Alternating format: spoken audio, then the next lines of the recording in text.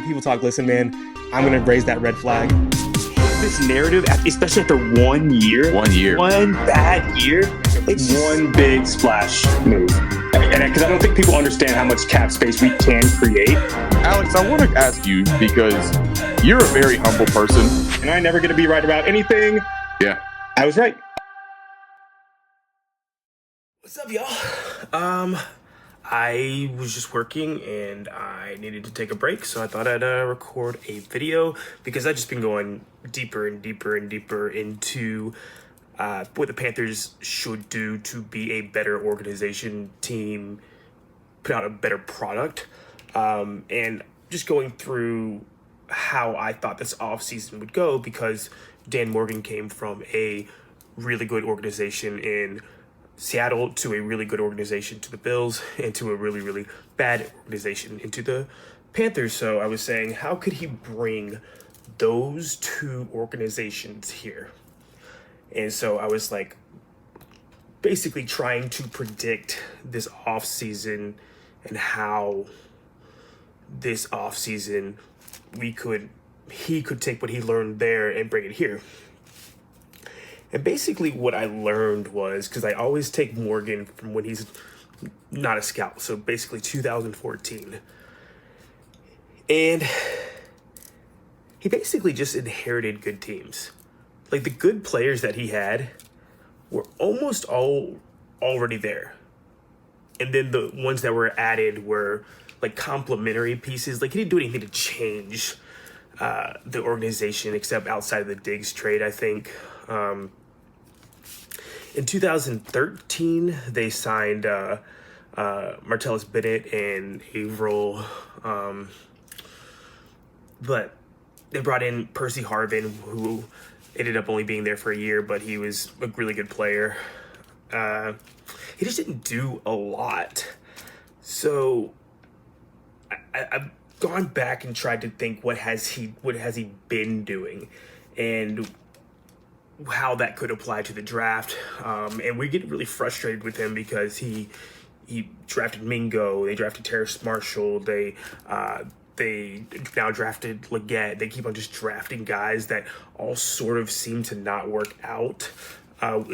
Jury's still out on Leggett, but he's not Ladd. He didn't break out like Ladd did. So people are frustrated, and people don't want to draft another receiver, because if he drafts another receiver, then, it's the definition of insanity, doing the same thing over and over and over again.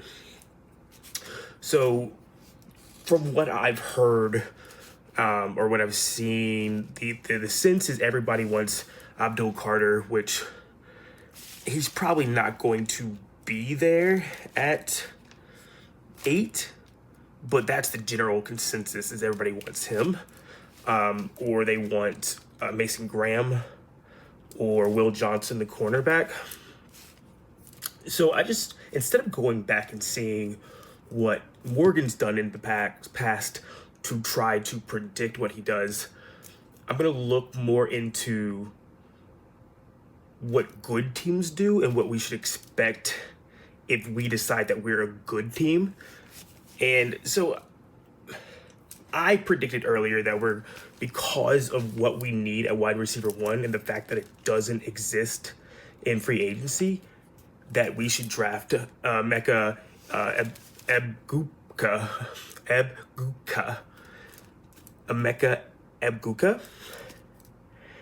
And I wanted to solidify that even more because I know I'm going to get pushed back by drafting another receiver that's a reach for him, blah, blah, blah, blah, blah. So I just took a look at who I believe are the 4 best organizations in football. And those are the Ravens, the Chiefs, the Eagles, and the 49ers. They just always have good players. They always seem to hit in the draft. They always seem to be in the playoffs. No matter what. Even when the Chiefs had Alex Smith, even when the Eagles had Carson Wentz, even when the Ravens had Flacco, even when the 49ers had Kaepernick, they just always have a team. And usually you would think that at some point they need to rebuild, but they just always kind of have somebody there in the waiting to be next. So who are they picking is what I wanted to see. So I kind of was looking primarily in the first four rounds, because those tend to be where you get your starters. Like maybe you get lucky in the rounds after that, but pretty much the first 4 rounds. And then I just kind of looped everybody in like categories. So in my algorithm, if you pay attention, the most important positions by building a roster is quarterback, offensive line, defensive line, wide receiver 1, edge, cornerback, and cherry on top is safety. That's how my algorithm goes based on how I've seen rebuilds happen. And usually the receiver comes in year 3, right? But that tends to go different ways with different organizations. So the Eagles got A.J. Brown year 3, but they drafted Devonta Smith earlier than that. Trevor Lawrence got Ridley, but they got Kirk the year before that. So it's a little nuanced than how easy that I'm saying it. But these great organizations don't always go after receiver in free agency. The 49ers drafted Debo and Ayuk. The Eagles drafted Devonta Smith. The Chiefs continuously draft players, Rashee Rice, Worthy, and the Ravens, Hollywood Brown, Zay Flowers, sorry. So they tend to all come through the draft. They don't tend to come from outside. I know OBJ kind of came in for the Ravens for a little bit, and Sammy Watkins came into the Chiefs, and Hollywood Brown's now the Chiefs. So they get like who I consider at that point in time second tier players, but they tend to draft a lot of players. I mean, a lot of receivers. So I just went pick by pick by pick by pick, and it's obvious running back, tight end, and linebacker aren't priorities early. There was like 4 of each combined in the first 4 rounds with all 4 teams. So then I looked at wide receiver, and 19 of them were taken. And this is the last 5 years for each team. So, or 6 years since 2019, 24, 23, 22, 21, 20, last 6 years combined. So 19 combined wide receivers were taken in the first 4 rounds. Defensive back, I grouped safety and cornerback together just to make it easier to understand. 24 were taken. And offensive defensive line, I put together 33 were taken. And then 8 defensive ends were taken. 8 defensive ends were taken in the first 4 rounds. 8. That's 6 years for 4 teams. 8 defensive ends were taken in the first 4 rounds. 19 receivers were taken. 33 offensive defensive line. 24 of the defensive backs. So those are the premium top 4 rounds drafting starters, right? What does that tell me? It tells me that we think we can get edge in free agency. Why do we think that? Because it's the 5th most important thing that we need outside of quarterback, offensive line, defensive line, wide receiver, right? So I looked from the 4 rounds, how many were drafted in the first 2 rounds.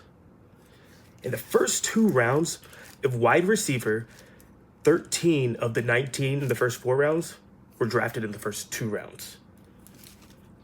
9 of the 24 defensive backs were drafted in the first 2 rounds. And 13 of the 33 offensive and defensive linemen outside of defensive end were drafted in the first 2 rounds.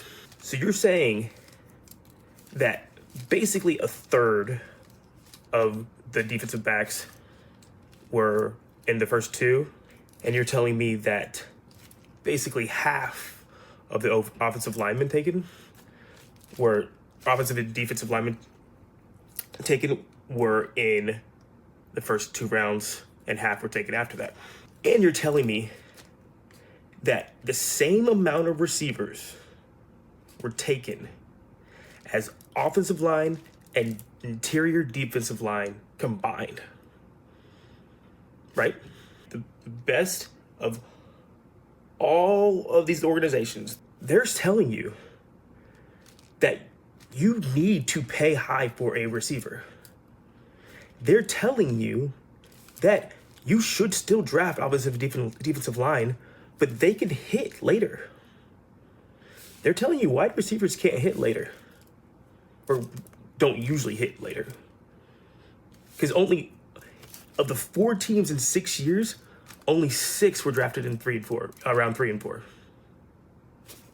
15 defensive backs were drafted in 3 and 4, and 20 offensive linemen and defensive tackles were drafted in 3 and 4. So if that's true, because the best organizations are telling us it's true, and this is 6 years of drafting, the best organizations are telling us this. Going and getting Abdul Carter or Mason Graham when you desperately need a wide receiver 1, and you're probably not going to get it in free agency because they don't exist. Because why? There's not a lot of good ones. Like, once you hit, you can keep them forever. Like, they don't, like, outside of Stephon Diggs and AJ Brown, and like, you don't usually lose them. Like, how many people were trying to get Ayuk? And they just drafted a guy in the first round, and they have Debo, and they have Christian McCaffrey. And they were like, these guys don't come around. We have to keep them because they're so scarce, right? So, if we need a wide receiver, you have to draft one because you can't hit on them later. Usually. I mean, Jalen Coker is great, but I don't think he'll ever be considered the best wide receiver on a Super Bowl team. So you gotta spend high draft capital. Like, Garrett Wilson was the 10th overall pick, I believe. JSN was first round pick. Zay Flowers, Rashee Rice, Jamar Chase, Devonta Smith, CeeDee Lamb, Justin Jefferson. Like, if you want those guys, you're gonna have to pay a premium for them, and most teams aren't going to let them go. I don't think T. Higgins is gonna go anywhere. And he's a second wide receiver. Because you can't let these guys go. So let's look at free agency just last year. And let's see all the guys that you could have gotten of these other positions. Christian Wilkins, you could have got him in free agency. Robert Hunt, Jonathan Grenard, free agent. Xavier McKinney, safety. Leonard Williams, defensive end. Like, these are good defensive ends. Damian Lewis, Bryce Huff. We could have got Jonah Jackson, guard. Christian Berry, guard. Danielle Hunter, pass rusher. We could have got Eric Armstead. We could have got Patrick Queen, inside linebacker. So you go a long way before you hit receiver. And when you hit receiver, you have Calvin Ridley, Darnell Mooney, and Gabe Davis. Ridley's 29 was 29 years old. I think he's turning 30 this year. So he's almost done. And that was the best wide receiver on the market, Calvin Ridley. And there was a bidding war. Like, the Jags really wanted him to come back. People act like we'll just go out and get a receiver in free agency. They're going to come to Carolina. No, they don't leave. It's very, very rare that they leave. So we're going to have to draft one, and they're going to hit. And they're telling you, they don't, as a collective, they don't have 13 wide receiver ones. They have a few. But they kept drafting. Like, how many you miss? Sky Moore was a miss. Miko Hardman was a miss. You know, you miss sometimes, but you gotta just keep going. So even though we missed on TMJ, we missed on Jonathan Mingo, jury's still out on XL. You just gotta keep going because that you have to pay that premium, and you can hit on guys later. You know why? Because the best organizations are telling us that. They're picking these guys in the third and fourth rounds. Defensive backs, most of them, only 9 of them were drafted by 4 organizations in 6 years. Only 9 were drafted in the first 2 rounds. So they're telling you that. So the people that want Will Johnson, that ain't what good organizations do. Mason Graham, that ain't what good organizations do. I mean, sometimes they do. If it's just like a need for them, they're going best player available. But usually, they're going receiver. Not even offensive line and defensive tackle combined. That's what, 6 different positions? Not even them, they surpassed the amount of receivers that were taken in the first 2 rounds. So if our goal is to be like good organizations, let's start doing what good organizations do. And this is me. I didn't want to draft a receiver. I didn't want to draft a receiver last year. But I'm not a good organization. I'm a guy. Good organizations are telling us you just got to keep drafting them. You got to draft your Hollywood Brown, then Rashad Bateman, then Zay Flowers. You got to just keep on doing it. You got to miss on Nelson Aguilar because then you'll hit on Devonta Smith. You know, like, you'll have your Miko Hardmans and Sky Moores, and like, you're allowed to miss. But you can hit later, and that's also what they're elite at. We need a GM that can hit these late round guys, because that's how you separate yourself. You got to understand what you should be putting premium on, and you got to understand that you can hit these later offensive tackles. Like, Brady Christensen's a good player. He's in the 3rd round.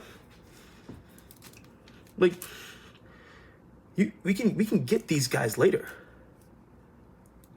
So, yes, Chris McCaffrey was a good player. We didn't win with him. Brian Burns was a good player. We didn't win with him. Derek Brown's a good player.